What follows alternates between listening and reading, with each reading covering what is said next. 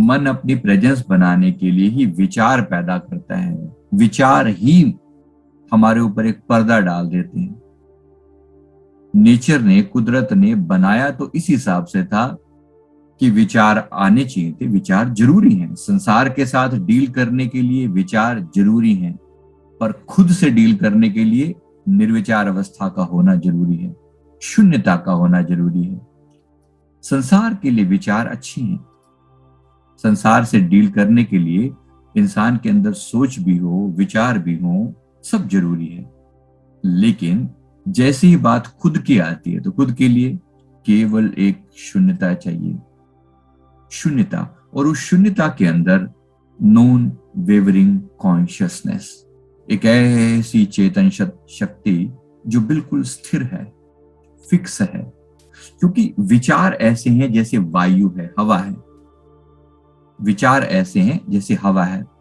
भगवान श्री कृष्ण ने गीता में फरमाया कि वायु रहित स्थान पर रखे हुए दिए की लौ जैसे डगमगाती नहीं, वैसे ही विषय रहित पुरुष का मन डगमगाता नहीं, उसका मन डामाडोल नहीं होता। तो उस निर्विचार शून्यता में टिकने की कोशिश करें जो बिल्कुल फिक्स है, बिल्कुल शांत है।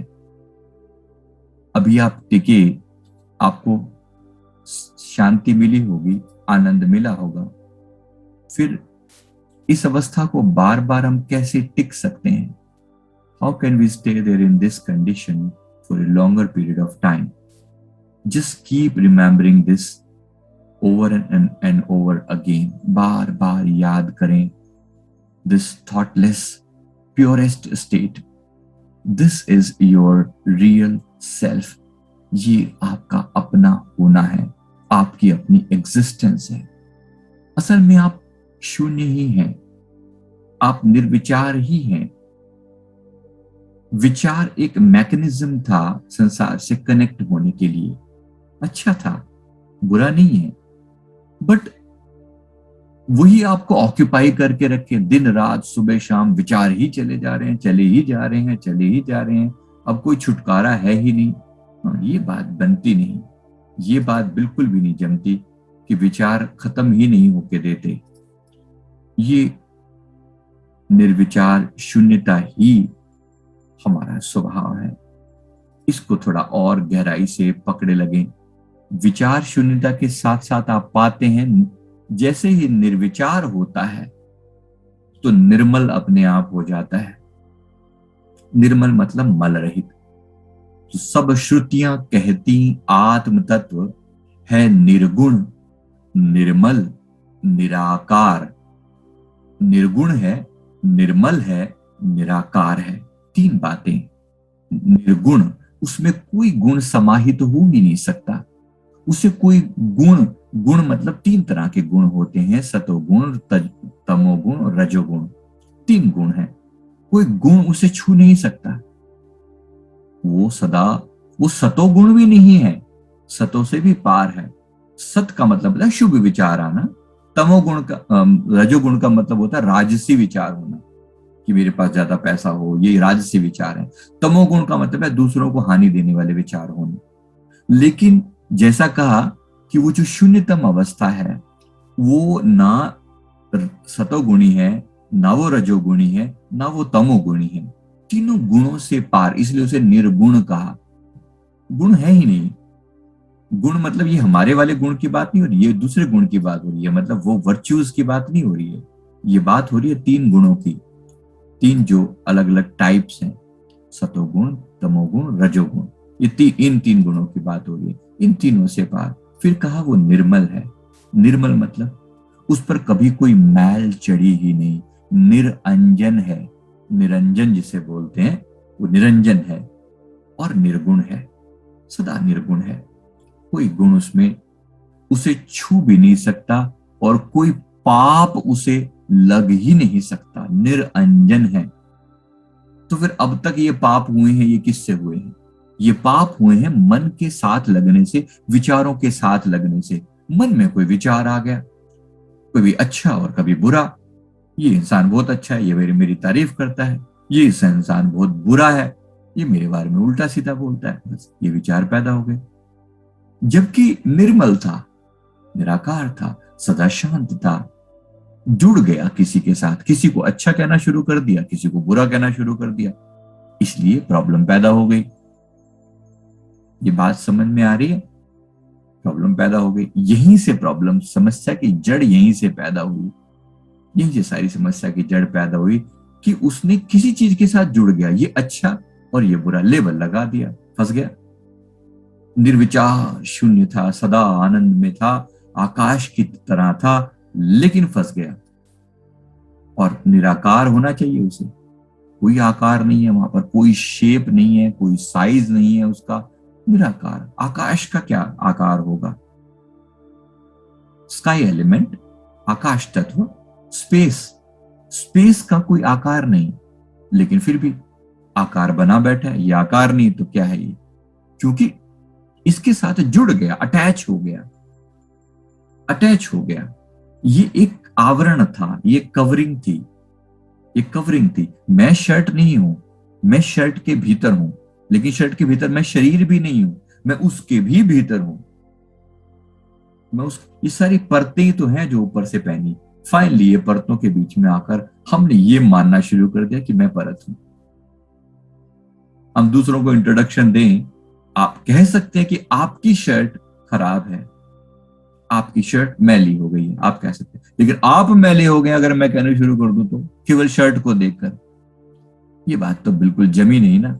मिस आइडेंटिटी हो गई, गलत आइडेंटिटी हो गई, और हमने इस बात को पकड़ भी लिया, गलत आइडेंटिटी को हमने स्वीकार कर लिया, हमने उसका विरोध नहीं किया और फंस गए।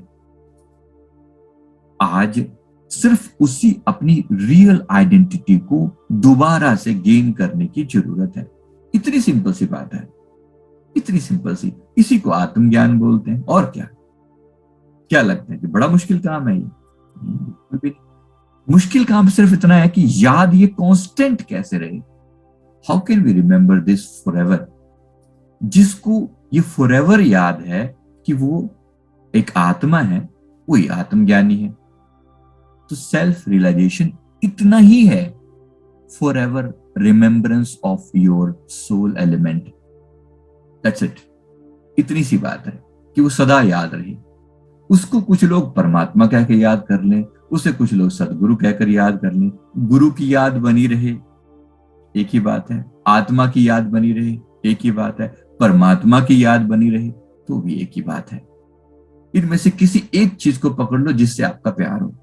जो आत्मज्ञानी आत्मज्ञान को ज्यादा अच्छा समझते हैं, मतलब बहुत आत्मा में स्थित होना ज्यादा इजी समझते हैं, वो आत्मा को पकड़ ले। जिसको जो अच्छा लगे, जिसके गुरु हैं वो गुरु के स्वरूप का ध्यान करे, जो परमात्मा के किसी अन्य रूप को मानता है वो परमात्मा के अन्य रूप का ध्यान करे।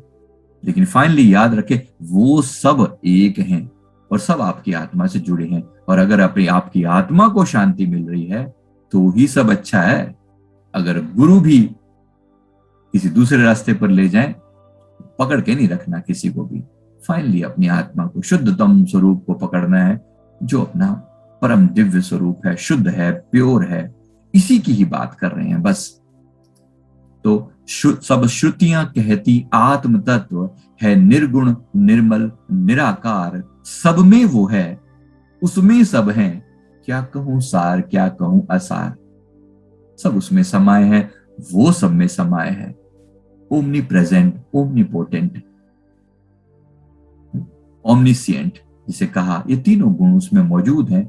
आत्मा है व्यापक ब्रह्म अहो, वह तुम ही हो, तुम ही तो अहो।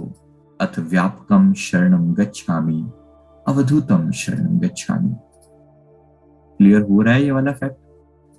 उसी परम आकाश तत्व को समझना और उसे याद रखने की कोशिश करना। दिन में जब याद आ जाए, जितनी बार भी याद आ जाए, बस उसकी याद। लख सियाणप नाम बिन, कर देखे सब बाद, सोई सियाणप नानका, हृदय जिनके याद।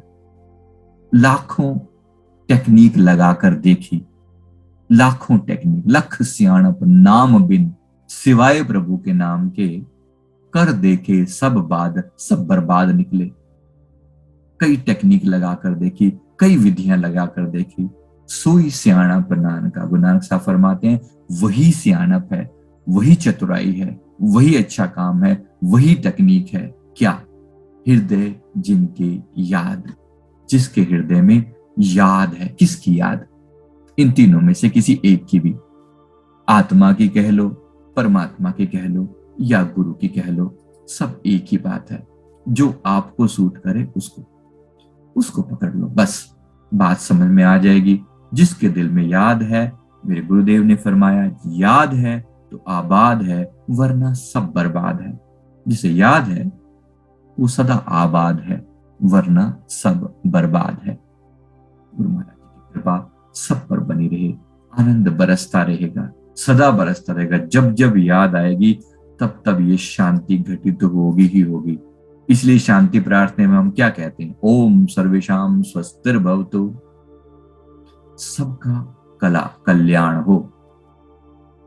सर्वेशाम शांतिर्भवतु, सभी को शांति मिले। सर्वेशाम पूर्णम भवतु, सभी पूर्ण हो। केवल मैं ही नहीं, सभी।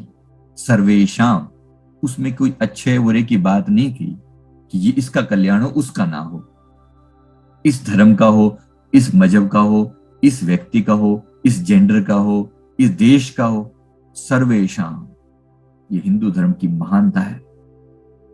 सनातन धर्म ने यही आदर्श हमारे सामने रखे। सर्वेशाम, एक की बात नहीं करी, सबका कल्याण हो, उसमें कोई लिमिटेशन नहीं लगाई। सर्वेशाम स्वस्तिर्भवतु, सर्वेशाम पूर्णम भवतु, सर्वेशाम मंगलम भवतु। ये महानता है कि सबका कल्याण मांगा। इसलिए गुरु महाराज जी की दया इसी प्रकार बनी रहे। मैं उम्मीद करता हूं कि इस प्रकार हम जुड़े रहेंगे, सबकी आत्मा का कल्याण हो रहा है। जो 43 डे मेडिटेशन शुरू किया था वो भी लोग कर पा रहे हैं। अभी इस सत्र को यहीं विराम देते हैं। उम्मीद करते हैं कि आप सभी कंटिन्यू करेंगे शाम के सेशन में भी।